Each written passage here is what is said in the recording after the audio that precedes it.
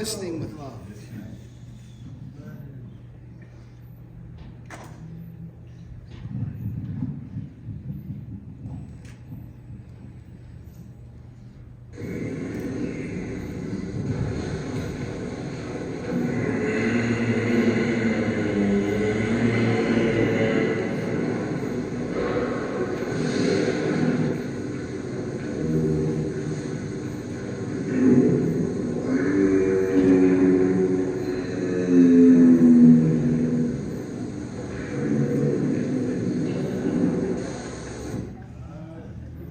What was that? A whale.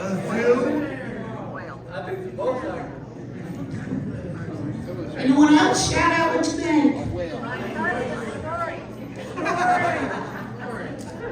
Okay, I'm going to show you something. This here, that was an animal. And this is its footprint.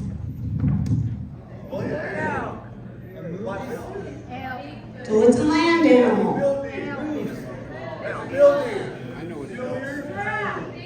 That's a building. I'm hearing lots of things. Bison, bull deer. I didn't know there was such a thing. Bear. You know what? I got the Bigfoot stuff. Pterodactyl. Just bend my clip. This is its head. If you can't see it, you can also look in the back. Now, the nose made their footprint.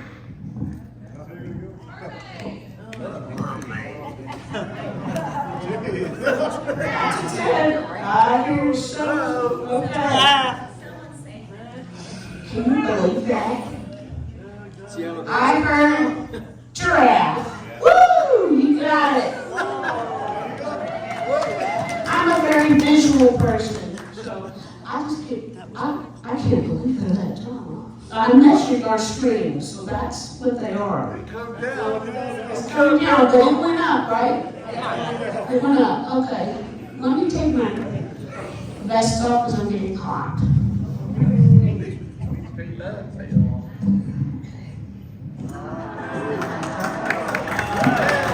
All right.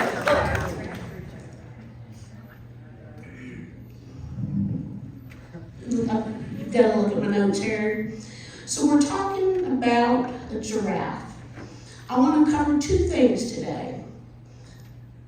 Communication, mainly listening, hearing, a little bit about speaking, and we're going to intertwine that giraffe in there. Is it okay if this thing turns? It turned. Okay.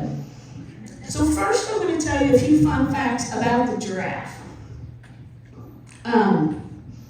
This over here is the size of a giraffe heart. It's about 2 feet in width or length. Well, what is 2 feet? And I'm one that's not a perfectionist, not at all. Okay, now Mom said, as I was learning about the giraffe, Mom started, well, you gotta share that. Oh, you gotta share that. If I shared everything, we'd be here too long, Mom. But this is interesting.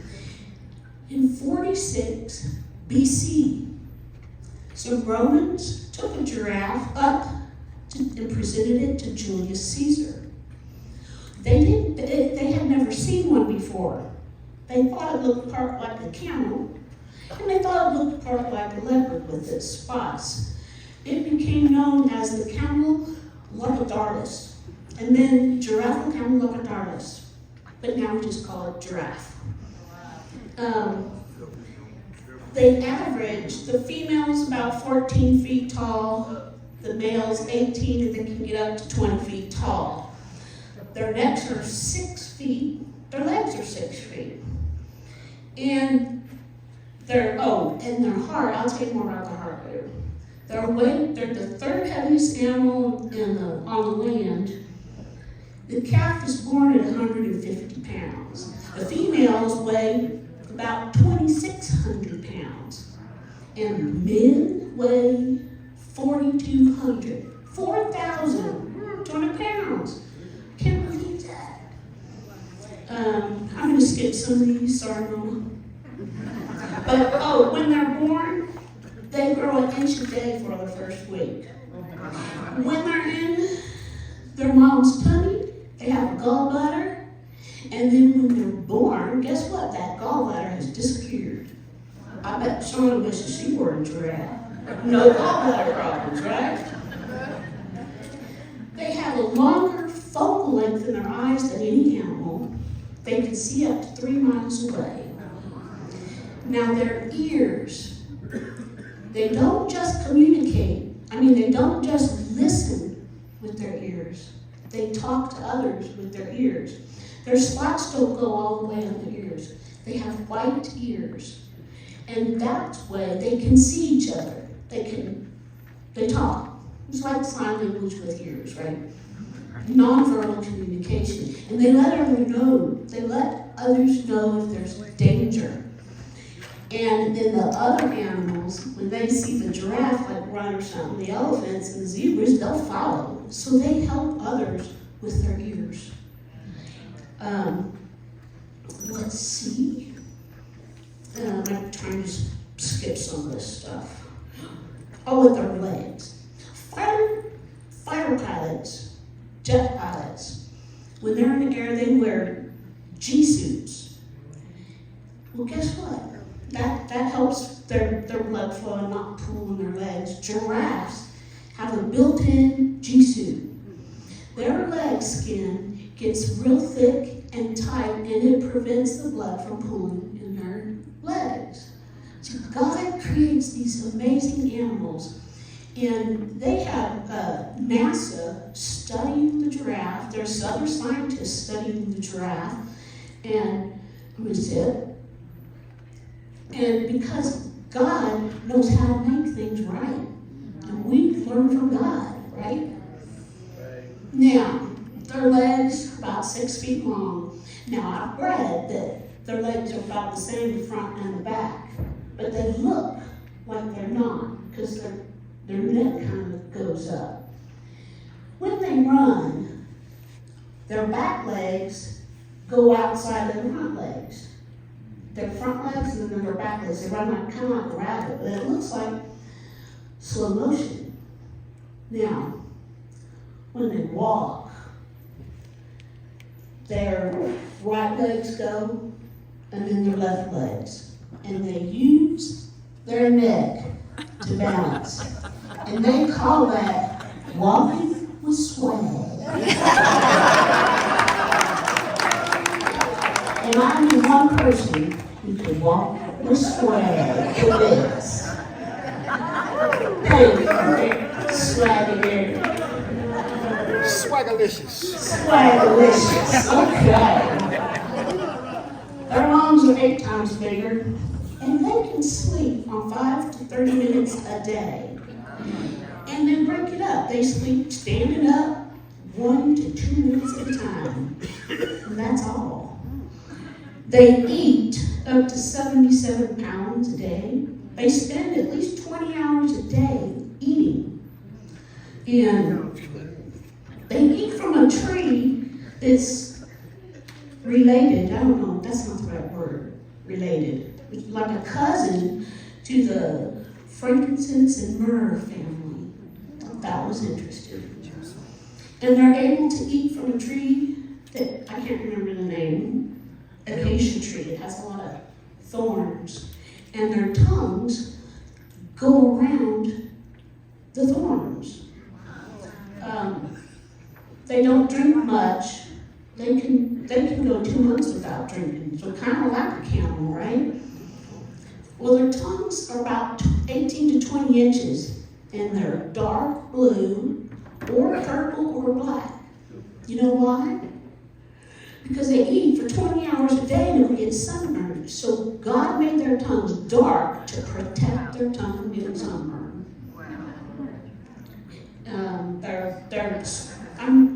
I hope I'm not taking too much time. Their spots like fingerprints. Each one's different, just like you. You are a fingerprint with God. No one's like you.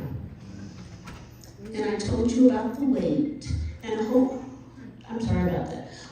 You have like a gaggle of geese, a school of fish, and a tower of giraffe.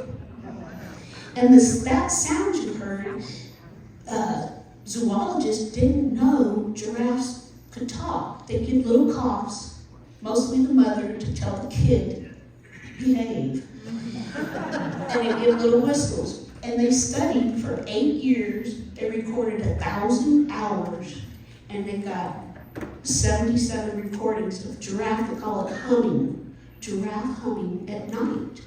And they think that's because they can't see each other, so they talk to each other. And that's how they know where each one is or who it is. And they talk, well, I don't know that you call it talking, it's an animal thing. Their sounds are so low, some of them are below the ability of humans to hear. They call it infrasonic. And I think elephants do that too, but I didn't research elephants. They can, it's a low frequency. Now their horns are called ossicones, they're born with, and I thought this was kind of interesting. They have long necks because the men fight to show who's the strongest, and they use their little horns. And the women have them too. And by the time they mature, women mature earlier than the men, like 3 years earlier. Well, when the men fight, the hair on the top of their horns, ossicones, starts going bald. But not the female. Only the men start getting bald. So the men don't fight. Okay? I did a lot of fighting in my day. Oh, yeah, Aaron must have done a lot of fighting. They're very social creatures. They're very social. They call one person or other calls them the giant gentle sheep. And they're curious, and they're not territorial, they're just, move along. And just 1 second. So that's my fun facts. But I will tell you a little more about the heart.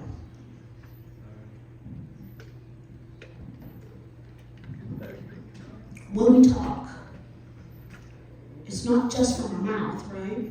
It originates in our brain, from our thoughts, originates from our heart. And when we communicate, we can communicate with words, sign language, nonverbal. Come over here. What else? Oh, we can write. But if you're communicating in any way, if nobody hears it and listens, it doesn't mean a whole lot, right? And like even the giraffe speaks with its ears. In Psalms 116, it says, 1 through 2, I love the Lord because he has heard my voice and my supplications, because he has inclined his ear towards me. Therefore, I will call upon him as long as I live. And that word, inclined his ear, it means to turn and to bend down and stretch. Not just listening, it's a physical act. He inclined his ear towards me. It's like he's leaning me down to listen with intent. So when we speak, our heart and brain, well, opposite. And when we listen with our hearts, like that, and our brains. It's all connected. We have to do both. You remember when Jesus, oh no, you weren't there. You remember reading about Jesus. Yeah, you weren't there. When he was 12, and they were all going back, and his family, but they couldn't find him, so they traveled back. In Luke 2:46, they traveled back to the temple where they left. It says, now, so it was that after 3 days they found him, that's Jesus, sitting in the midst of teachers, both listening to them and asking them questions. Both. He didn't just listen. He didn't just talk and ask questions. That's how we get to know each other. And that's how we give gifts to each other. Do both. And it can be something really short. Kathy Floyd and I just talked about it. We send texts to each other all the time. And it can be very short. We look out for each other. You okay? Yeah. You okay? Yeah. Okay. You know, it's short, but I know she's there. She knows I'm there. It can be a song. In August, Clyde called me and sang a song for me. He didn't even know it was my birthday. And that meant so much to me. You can communicate in all ways. Now, it can be lengthy. I've got to share this real quick. Maybe lengthy, I don't know. One time, years ago, when Sean was at room 101 at Alpine, Pam went shopping. Sean and I chit-chatted. And then I asked her a question, and I may have shared this before. I asked her a question, and I could not understand her answer. And finally I said, Sean, you're going to have to spell it out for me. I try to listen, but I need help. So we went letter by letter, and it took a long time. It probably took 45 minutes to an hour.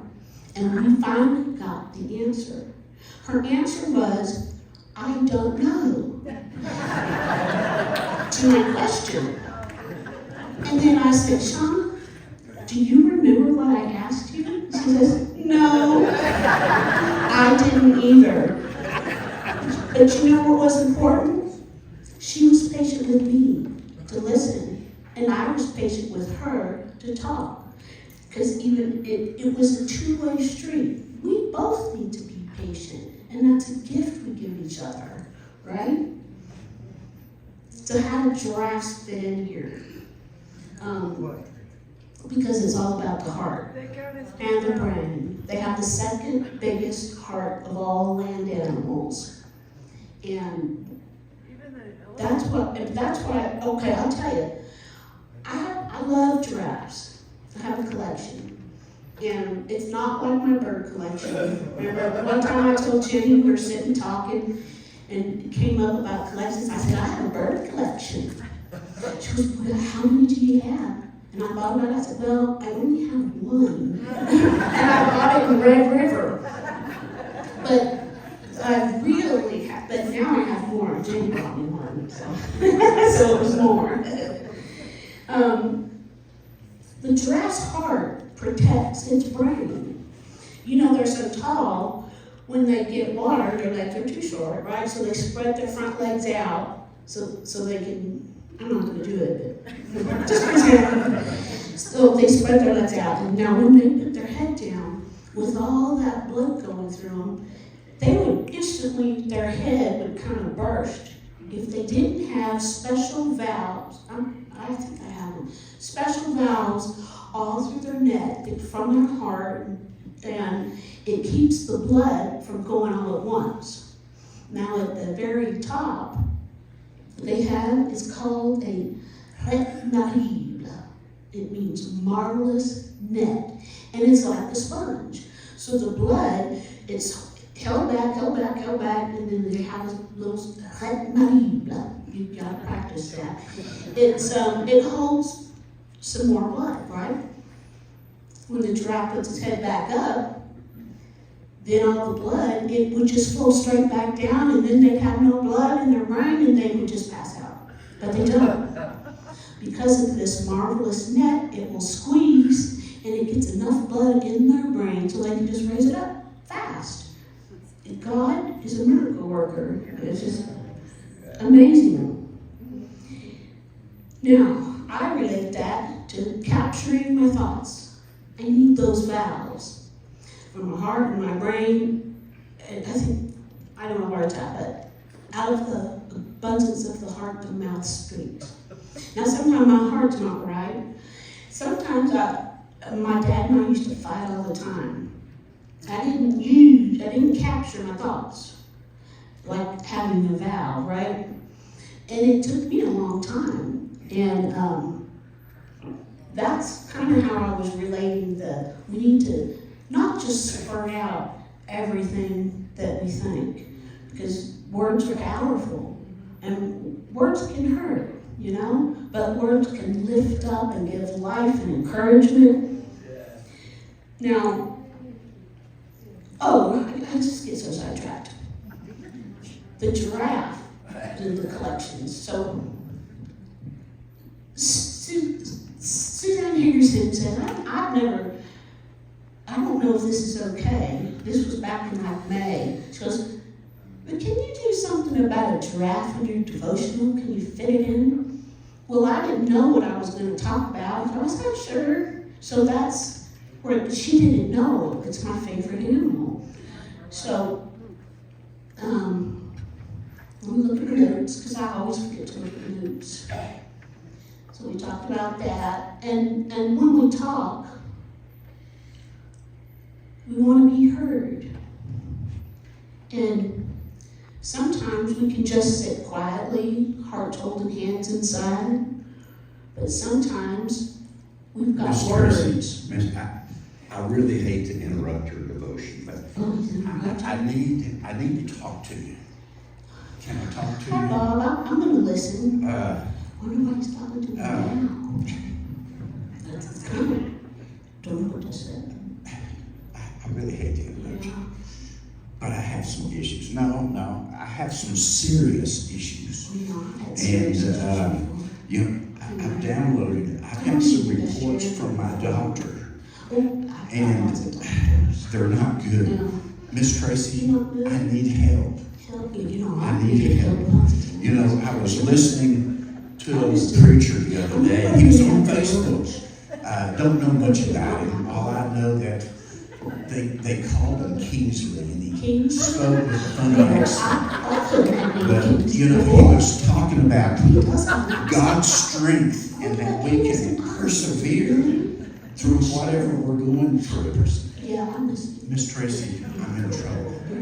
I'm in trouble. Are you listening? Are you listening? Yes. I woke up one morning and I found that my life had changed course, and it wasn't by my choosing. And I didn't know what to do. It wasn't the plan that I had chosen for myself. And I would have never in 100 years thought that I would have been on this course, this path. My life had just changed completely. Are you listening? Miss Traci, I'm listening to you. But I woke up this morning. I understood what that little preacher was talking about that strength from God and persevering. And he said, because I love God and because I believe that Jesus Christ was his son, and I asked him to come into my heart and to change my heart. And he changed my life completely. Miss Traci, I was never a bad person, but I realized that I was without God. And at that moment, I realized what the death of Jesus Christ was meant. He was crucified on the cross. He had nails in his hands and stripes on his back from a whip. And that was all for me. But Miss Traci, are you listening? I need to know how to persevere. I got reports from the doctor. Miss Traci, I understand that no matter what path, what course that I'm on in life, that now I can have the strength of God to help me go through it. Are you listening, Miss Traci? I've listened the whole time. Miss Traci, I know that I've got some decisions to make, and they're life-changing decisions.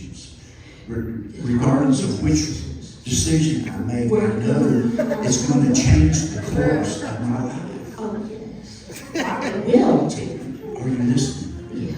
Yeah. Oh, listen. Can you hear me? There goes other I things. need some help. You're not listening. Thank you. I listened. I listened. Will anybody listen? That is beautiful. I listened.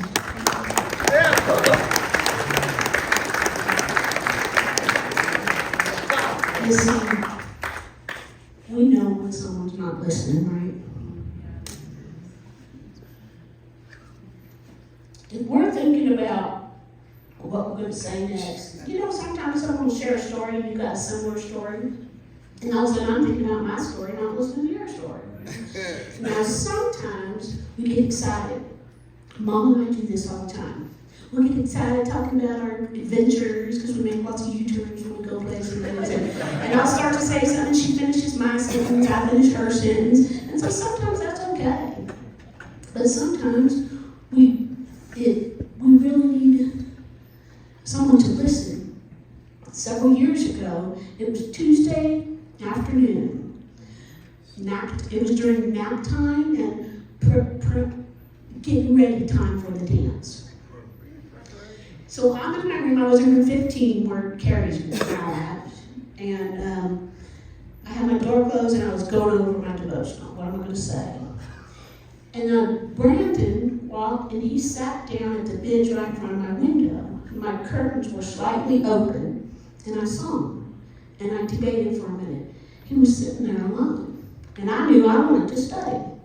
So I just said, I gotta at least say hi to him. So I opened the door. I said, "Hi, Brandon. You okay?" "No." "Uh-oh." So not uh-oh bad, but, well, yeah, uh-oh. So I said, "Well, what's wrong?" He says, "No one will listen to me." Well, nobody listens. Will anybody listen? And I saw someone walking by, one of the counselors. So I had it all set out. I said, "Well, Brandon, why don't you go up to someone and tell them you want to talk?" See, I'm sorry, but I felt like I was getting rid of them. And that's really mean, right? I did it. So, and he says, "But nobody will listen." He says, "All I want to do is talk about Jesus." Oh, that had me. I sat down on the bench next to him, told him to scoot over.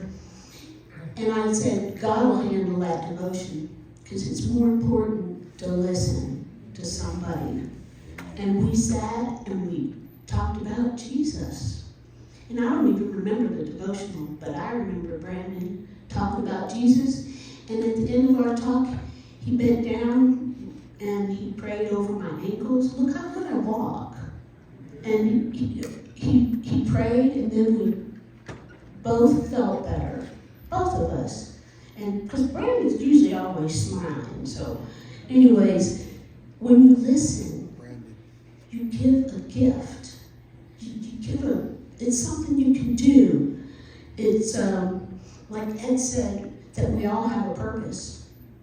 Sometimes a purpose can be just to sit and listen to somebody.